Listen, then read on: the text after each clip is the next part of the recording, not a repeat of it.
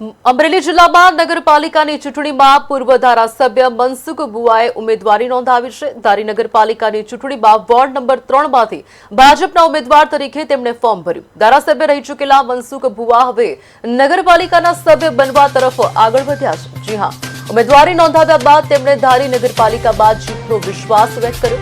Ticket ફાળવણીમાં કોઈ અસંતોષ ન હોવાનું મનસુખ બુઆએ સ્પષ્ટ કર્યું છે।